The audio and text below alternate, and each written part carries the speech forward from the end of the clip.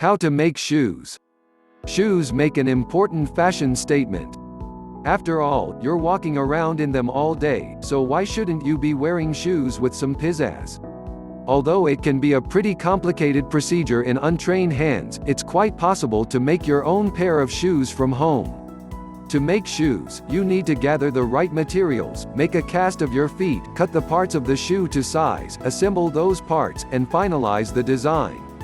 Once you get the basics down, you won't have to depend on store brands for your look.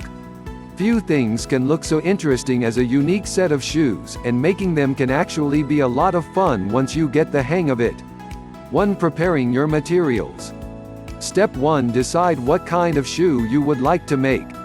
If you're planning on making a shoe, it's undoubtedly important you have some idea what kind of shoe you would like to make. Shoes are incredibly diverse, and there are plenty of types you can make, not limited to loafers, sneakers, sandals, boots and high heels. Try to imagine what kind of shoe style would suit your individual style the most. It may be helpful to sketch out a few ideas. Manifesting your ideas with an illustration can come a long way towards planning out your shoe. If you're new to shoemaking, it's probably best to stick to something simple. A basic laced shoe goes without some of the finesse of more complicated types, and you can still add plenty of flair to a basic formula. Step 2. Design. Find or purchase a blueprint for your shoe. Before you think about making your shoe, it's important you have an accurate and well-detailed set of plans to work on. After all, you don't want to be making design decisions on the go. Shoemaking is a very precise business, and the slightest mishap could keep the shoe from turning out well. Basic shoe templates are available on the internet. Do a search and look up some recipes. If nothing else, it might give you inspiration for your own design.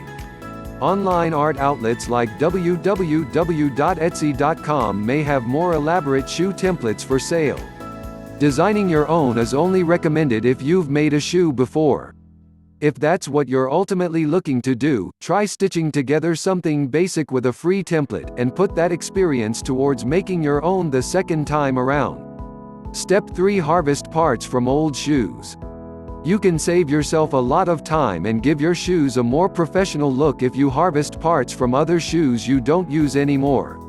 In particular, shoe soles are good as they'll give you a reference for the rest of your stitching. Provided they're in good enough shape, you should salvage the parts you think might work in your new shoe, taking care to remove them slowly and carefully with a scalpel knife. Step 4. Get the rest of your materials from a hardware store or specialty outlet.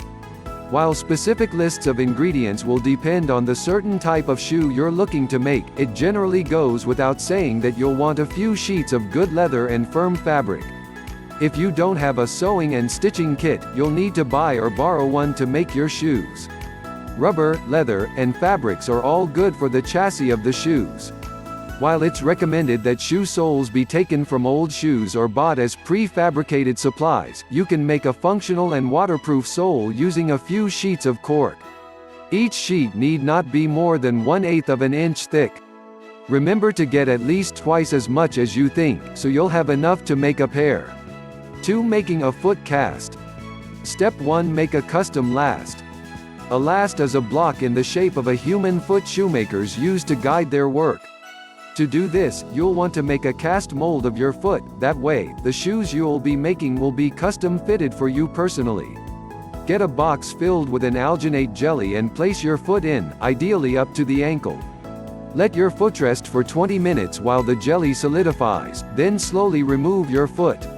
Make sure to remove your foot slowly, you don't want to damage anything once it solidifies.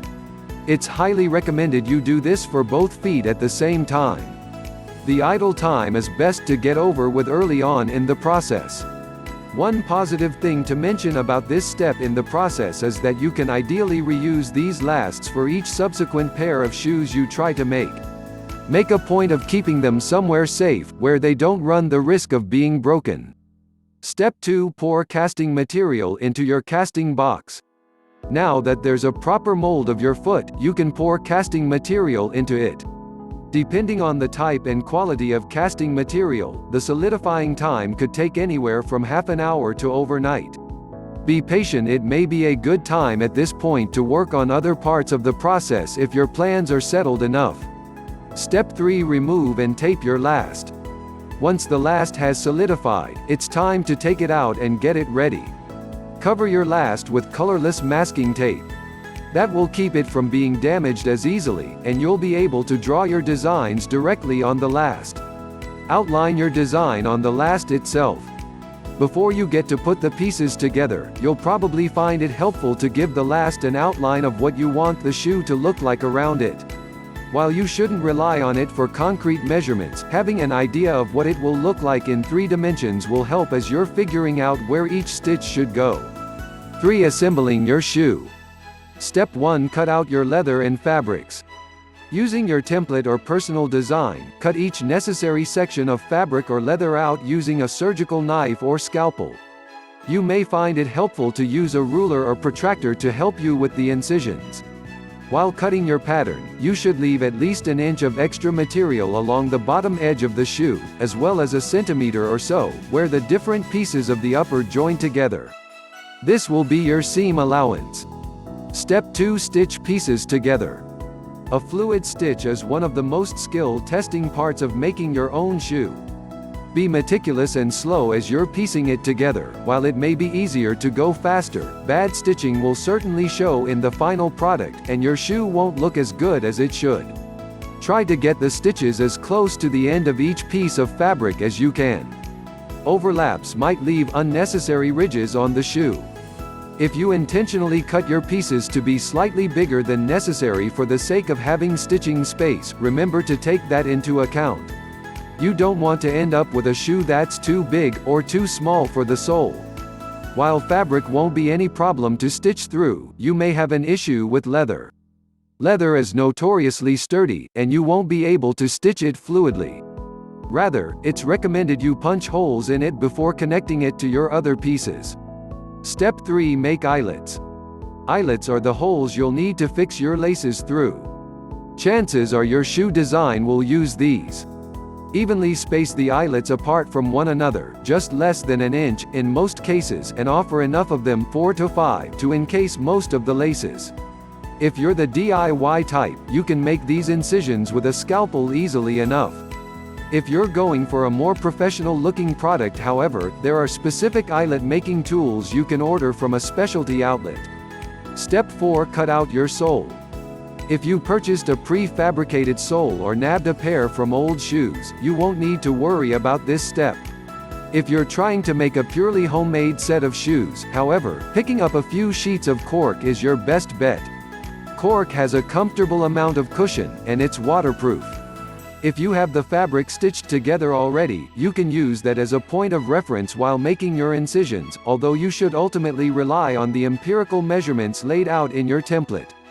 Your last should come in handy here as well. Cut the sole out of the cork sheet, leaving a little extra space around the last so your foot will ultimately have some breathing room. If you're wanting some extra cushion and height, you can add a second or even third layer of cork to your sole. Just cut it out in the exact same dimensions, and superglue the layers together. Give the glued cork soles some time to solidify once you've finished gluing them. You can make a shoe heel by adding an extra layer to the posterior third of the sole. Step 5. Stitch and glue your pieces together. Stitching the fabric to your sole won't work, at least not by itself. It's recommended you pick up a shoe-specific adhesive to glue your fabric to the sole. Apply the glue slowly and evenly. This will maximize the waterproof seal for your shoe, and keep it sturdy. If your blueprint suggests any additional stitches, do those as well. Make use of the last inside the shoe as you're putting it together. It will make a great point of reference and support while you're getting the tricky stitches done. If you're a real pro with stitches, don't be afraid to spice up your stitching style. Stitches themselves can be an interesting aesthetic tool. If you're feeling more daring than the rest of us, you can experiment with irregular stitching patterns, so long as they're fundamentally sturdy enough to do their practical job. Step 6. Trim excess fabric and add patches where desired. By this point, you should have relatively functional shoes. Add laces through the eyelets if you haven't already. To make the shoe look as good as it can be, you'll want to trim the excess fabric. If there are some really ugly seam marks on the shoe, you can add a new layer of leather or fabric to cover it up. Now that you have the body of the shoe, you can start thinking about adding more aesthetic flair to it. Step 7. Repeat the process for the other shoe. It's generally assumed you'll want to make 2 shoes to wear at the same time. After the basics of the first shoe are done, it's time to move on to the second. Keep in mind that you're not wanting to make a copy, but a mirror image of your original shoe. Try to keep it looking as close to the first as you possibly can. Any possible slip-ups you made on the first will look worse if they're not reflected on the other shoe. If you were frustrated making the first shoe, you should find making the second is a lot more enjoyable. 4. Putting finishing touches on your creation. Step 1. Waterproof your shoes with a sealant spray. A leather-based shoe will own with its own natural waterproofing abilities, but you're going to want to do everything you can to make sure water isn't able to get in. Getting a relatively inexpensive sealant spray and give your shoes a thorough going over is a smart idea, especially if you live in a wetter part of the world. Step 2. Add decorative touches to your shoes. Let's face it, most of the time you're making something from home, it's because you want to put your own unique spin on it. You have plenty of chances to do so even after the shoe is made. Taking a leather paint and adding an inventive design to the sides of the shoes is a fun and effective way to add style to your creation. There are countless ways you can stylize your shoes. Look online for some ideas if you're in need of inspiration. Step 3. Take them for a test walk. Now that your spiffy creations are finally finished, it's time for the defining moment of trying them on and putting them to use. Try walking down the hallway or the street and get a hang for the way they feel. Are they comfortable? Do you think they could keep out water if you accidentally stepped in a puddle? If this is your first time making shoes, it's perfectly normal for there to be issues.